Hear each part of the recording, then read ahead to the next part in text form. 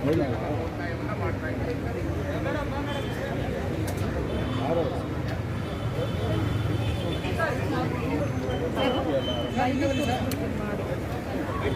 ಎರಡು ನಿಮಿಷ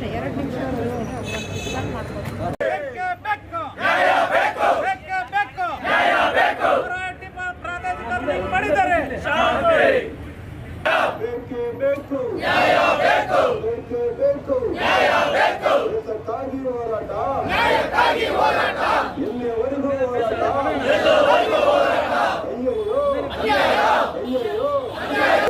ರಾಜ್ಯ ಸರ್ಕಾರಕ್ಕೆ ಮರಾಠಿಗರನ್ನು ಓಲೈಸಲು ಮುಂದಾಗಿರುವ ರಾಜ್ಯ ಸರ್ಕಾರಕ್ಕೆ ಕನ್ನಡ ವಿರೋಧಿ ರಾಜ್ಯ ಸರ್ಕಾರಕ್ಕೆ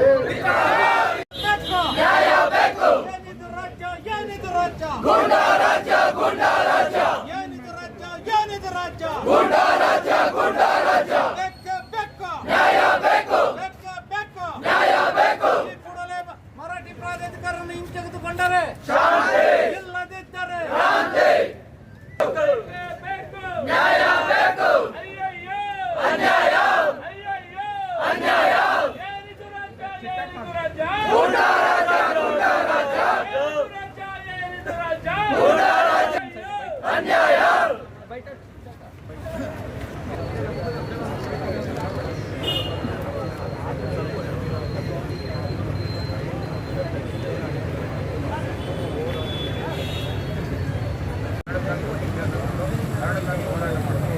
ಅದಕ್ಕಾಗಿ ನಮ್ಮಲ್ಲಿ ಯಾವುದೇ ಭಿನ್ನಾಭಿಪ್ರಾಯಗಳು ಇದ್ದು ಕನ್ನಡಕ್ಕಾಗಿ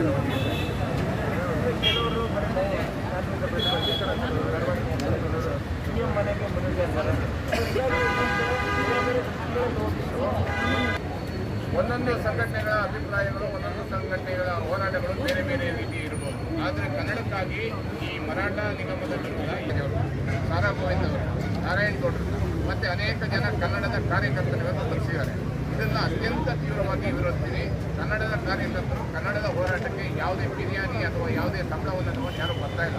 ಹೋರಾಟಗಾರರು ಬಂಧಿಸಿರುವ ನೀಚ ರಾಜ್ಯ ಸರ್ಕಾರಕ್ಕೆ, ಕನ್ನಡ ಹೋರಾಟಗಾರರನ್ನು ಕೊಲೆಗಡುಕರಂತೆ ಖಂಡಿಸಿರುವ ನೀಚ ರಾಜ್ಯ ಸರ್ಕಾರಕ್ಕೆ, ಹೋರಾಟಗಾರರ ಅತ್ಯುತ್ತಮ ಪಾಟೀಲ್ ಯತ್ನಾಳ್ಗೆ, 420 ರೇಣುಕಾಚಾರ್ಯನಿಗೆ ಅಯ್ಯಯ್ಯೋ ಅಯ್ಯಯ್ಯೋ, ಬೇಕು